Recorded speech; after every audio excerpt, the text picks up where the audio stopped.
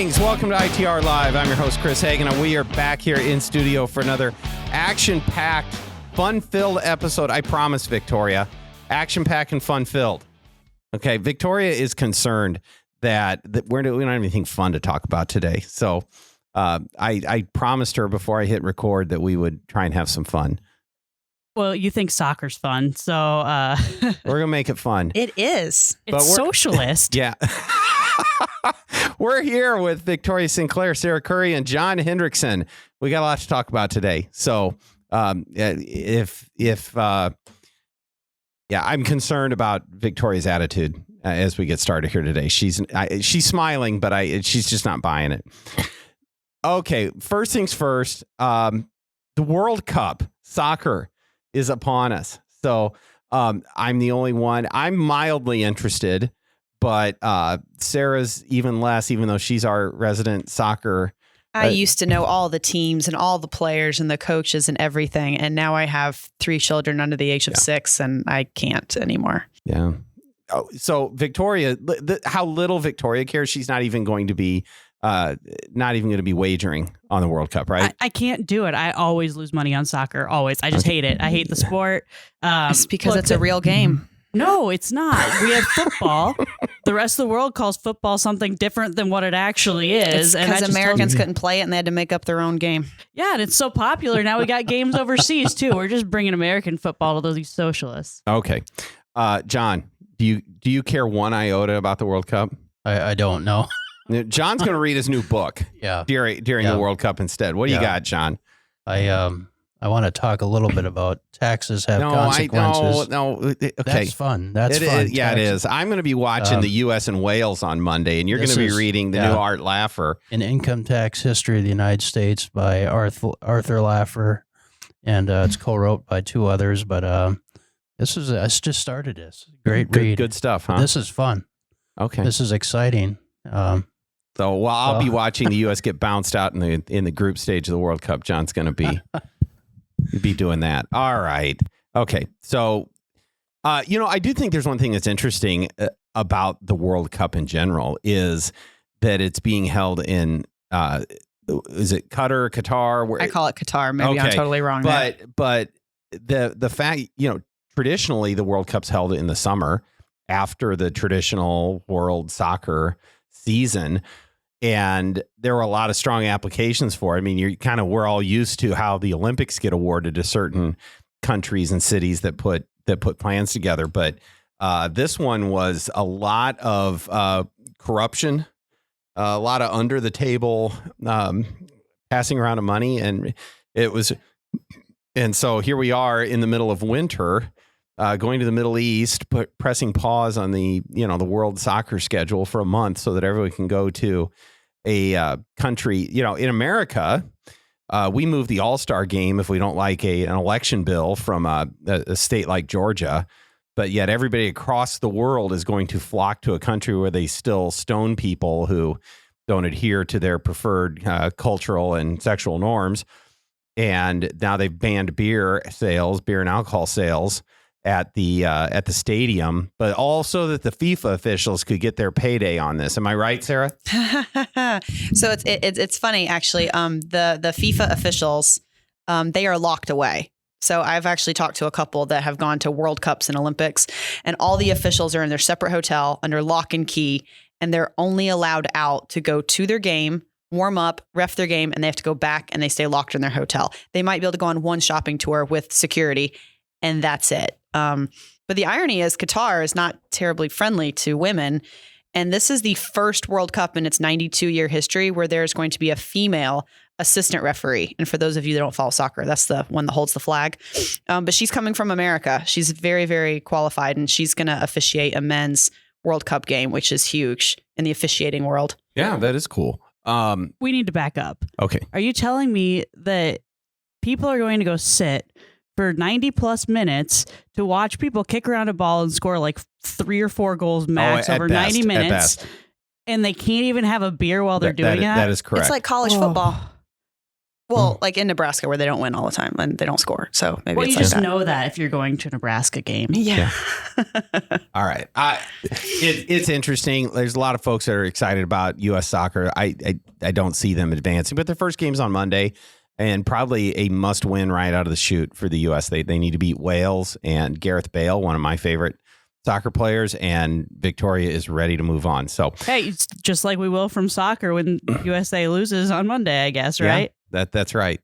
John, I interrupted you on your book, and an important feature of the ITR Live podcast is, what's John got now? Go on a little bit more about the book and why you're into it, and what are you going to learn? What do you think you're going to learn? The lead author is Art Laffer, of course, who is the leader of the Supply Side School of Economics, and this is actually a very good history of income taxes in the United States, and it even gets into some state issues. But it's a great book. I mean, because there's a lot of lessons we can learn, and I'll just give one quick highlight. My favorite section, of course, is from the 1920s. Which I think gives us a good perspective on sound economic policy. And in the 20s, they cut tax rates, but they also did that along with spending cuts. Yeah. And that's exactly what we need today. We can also look at, what's going on in Iowa in the recent tax reforms that have been done here that have been very pro-growth and been followed with responsible budgeting. And so, for anybody who wants kind of a understanding development of income tax and both good and bad tax policy, this is a great book by Arthur Laffer. I wanted to highlight just this article from the Wall Street Journal because I think it gives a lesson to us in that the Conservative Party in England is basically not conservative. No, they're not. Conservative. Their chancellor, Jeremy Hunt, they released their budget, and basically they're looking at taxing and trying to tax and spend their way to growth. And I mean, England's facing some serious problems, and they need to read Arthur Laffer's book.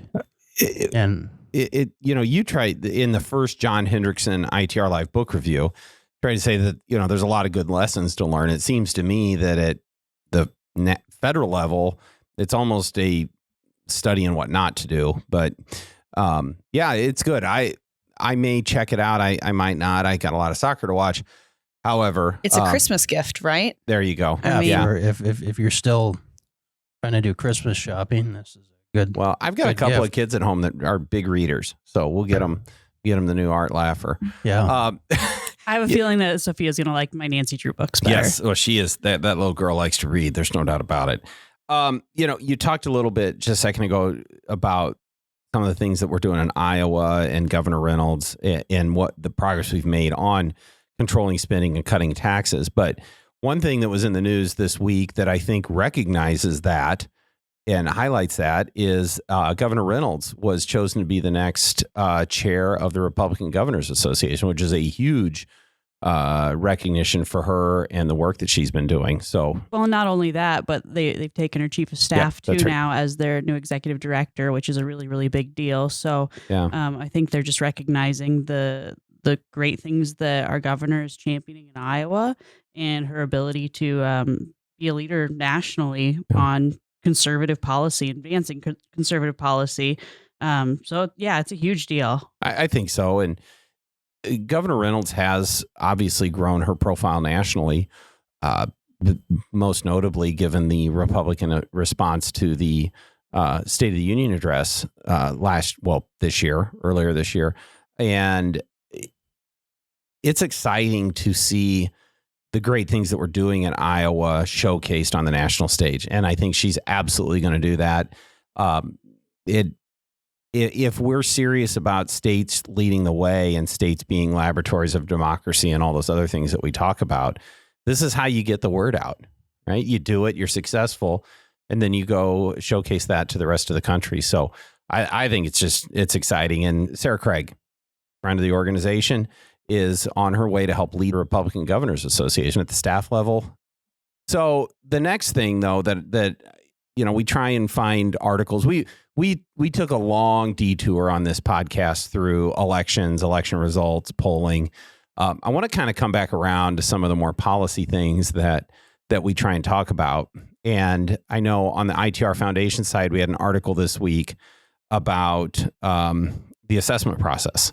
And really, folks are frustrated about property taxes. We've known that for a long time.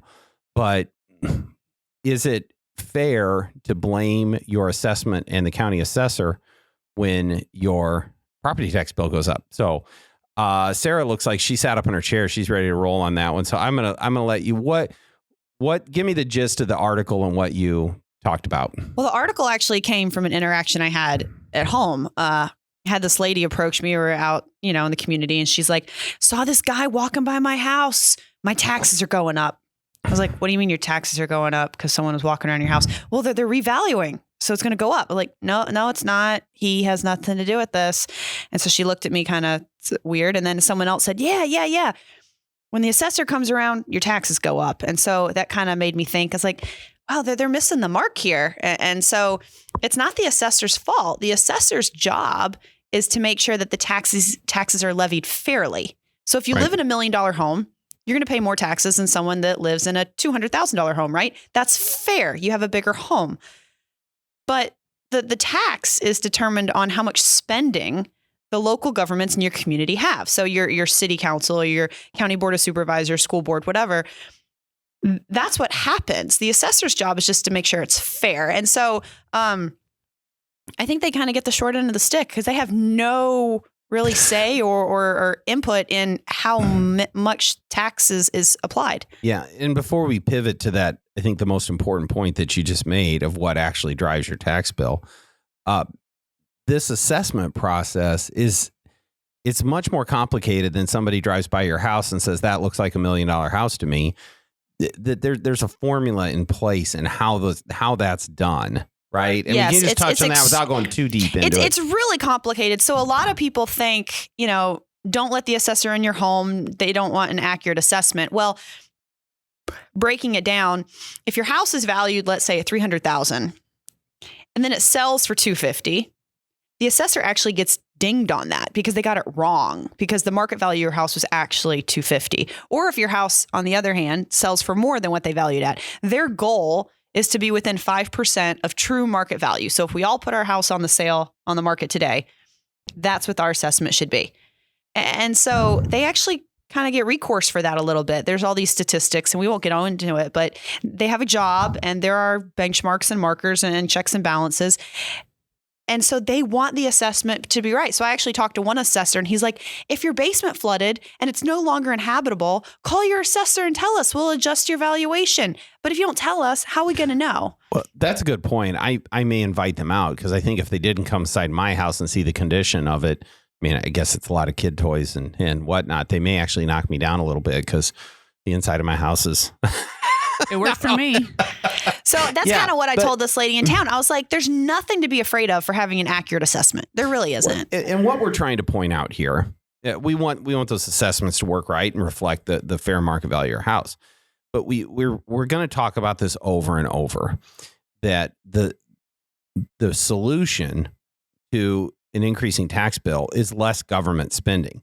If you as a property taxpayer are frustrated with how much you are paying in property taxes, the answer is not through the assessment process. The answer is through less government spending. Yes, 100%. And that is the thing that those assessors are not elected. They're doing a functional job. Is that we need to focus on those locally elected officials that are making the decisions to spend more or less based on the amount of available revenue coming in through those assessments.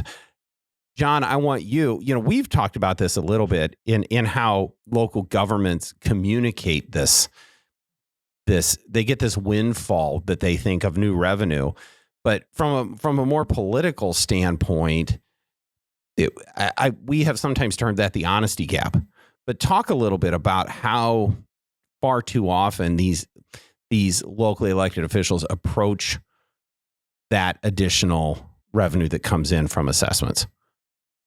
Yeah, and that's a good way to describe it, an honesty gap, because that's what it is. And what we see for many local governments, they'll tell their constituents that we actually have maybe lower your rate, but their bill is going up because they're collecting the windfall from these assessments. So they can basically say we're actually working in your interest while benefiting from the windfall from the assessment, but then also placing the blame on the assessor, as Sarah pointed out, because then they can just say, well, I heard one local official a few weeks ago visiting with them basically admit that. He said, it's not us, it's the assessor. That's why the taxes are going up. And that's not true. I mean, if people don't, that's why.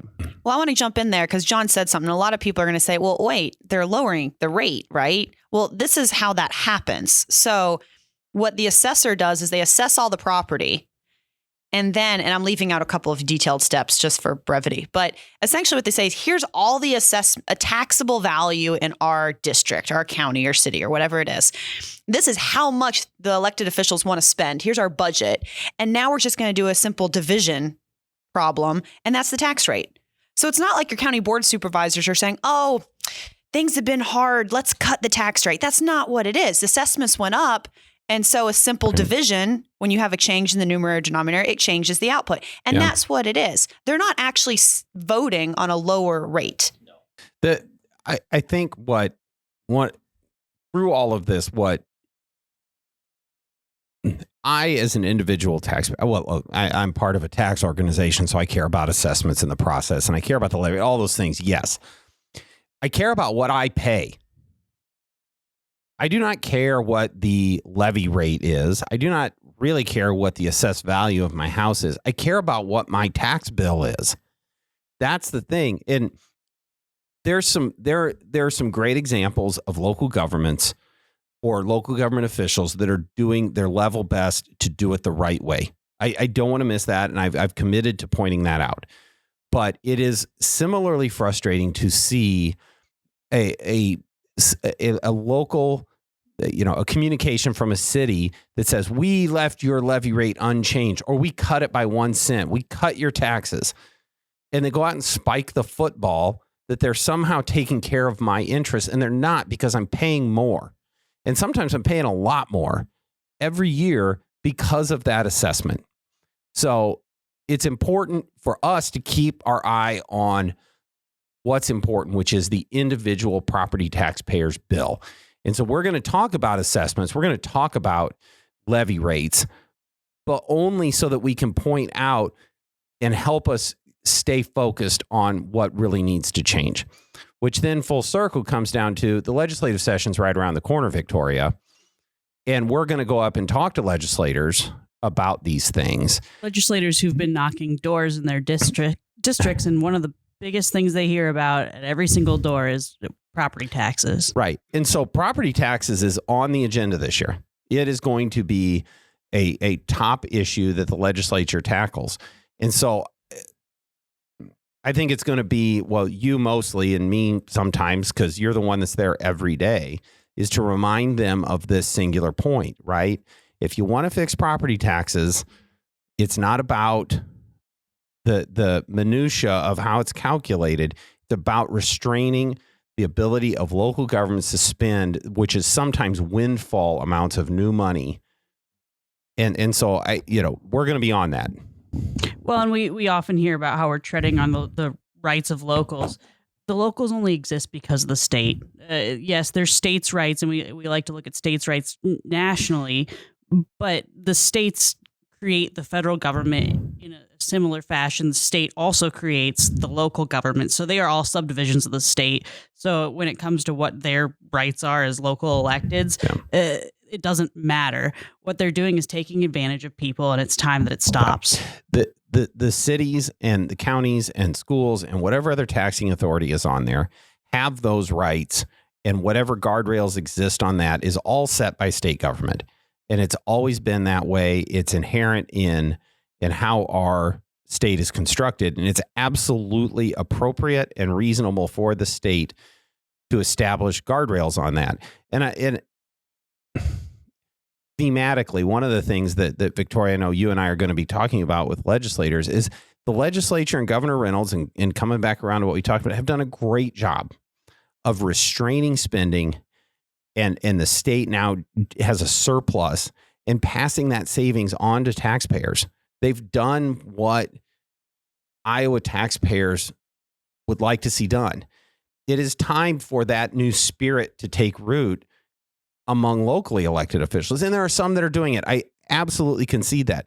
But it's time for local governments to tighten their belt like the state has done. And I just want to add one more quick point is that locals should be wanting to lower the property tax burden because that also factors into economic growth. And so if Iowa wants to be more competitive, especially for small businesses, which is a leading job creator, we need to get those property taxes down because the Tax Foundation came out, I think, and we're 40th. Ranked 40th nationwide. Highest, for the highest property tax burden. Now, John, you and I both know that when it comes to economic development and attracting people to a community, it's about aquatic centers and recreation centers. That's explicitly why. Do not try and deflect this or that tax rates don't matter. It is about all those extra amenities that they can build, and it's about ribbon cuttings. Yeah. No, rec centers are an essential service. I read that in the newspaper the other day. Outdoor swimming pools that are closed all summer. That's in my community. Economic decisions are based off of economic factors. Don't try and distract us from the main thing here. We need to send out taxes have consequences to local officials. I'm going to write the book that says aquatic centers have consequences. Yeah. And one day I'm going to declare war on outdoor aquatic centers in Iowa, as there's how many inches of snow sitting on the ground right now? No. You can only be one of the lieutenants on that battle because I declared that war already. So I'm just over here hoping that we stop a 2-lane indoor pool in a community that already has an indoor pool. Right. It's all of the reasons. And maybe we need to dedicate an entire episode to this insatiable need to build amenities for citizens. Like, yes, put a park in. That's great. But on we have that a private sector right, that can do these things as well. This is why local government's tricky, because we all think here in this room that we need to restrain spending and keep taxes low, which most people would agree with. But if you're in a community and everybody wants it and they come out and vote for it, at some point you have to say, you asked for it, but that gets us into other policy things like when do you hold the election, make sure there's enough voter engagement. We're going to talk about all those things later. So we're not saying don't build these things, right? If your little town in rural Iowa wants an outdoor swimming pool that's open for 60 days a year and 60% of the vote say yes, but you actually held the election, when a lot of people showed up to vote for it, so be it. That's what you people want.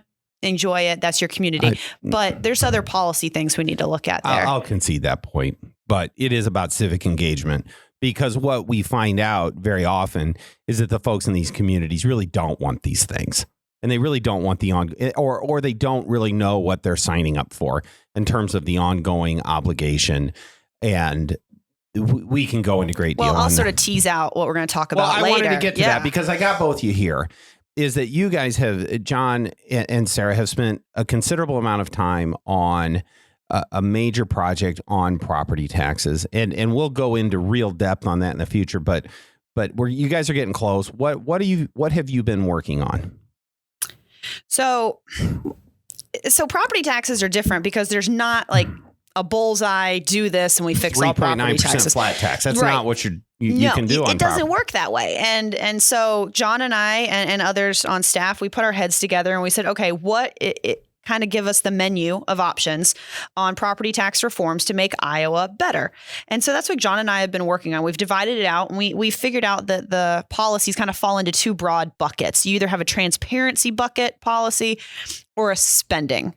And we say transparency, just letting voters know like what is going on, how their dollars are being spent, so that those people in those communities can either say, I like what you're doing with my money, or I don't like what you're doing with your money. We need to change things. And then spending, right? Restraining spending and making sure that the spending is prioritized so it's doing the best for that community. And so we've got a host of topics. We've also done a deep dive into the history of property taxes, because if you don't know how we got to where we are, how are you going to go back and fix it? And so I think history is extremely important, and knowing that some of our property taxes really are a relic from the last century. And I don't mean just 22 years ago, like and a long time ago. When it comes to history from a century ago, we have John. So yes, and he's the history expert. So, but anyway, you guys have put a lot of time and effort into this, and there's going to be a lot of really good stuff in there, and I'm excited to showcase that in the future. So, all right, Victoria, did we have fun? I hope so. Okay. I guess we'll find out when we look at the listening numbers, when right? we're stuck at 3 listeners. But no, it's. I think I had fun. So good. Any day that I can make fun of soccer is a good day. Okay. All right. I'll let that sit there. So okay. Well, to Victoria and Sarah and John, thank you very much for joining us today. Remember to like and subscribe and give us a great review and share with your friends. And with that, we will see you next time on ITR Live.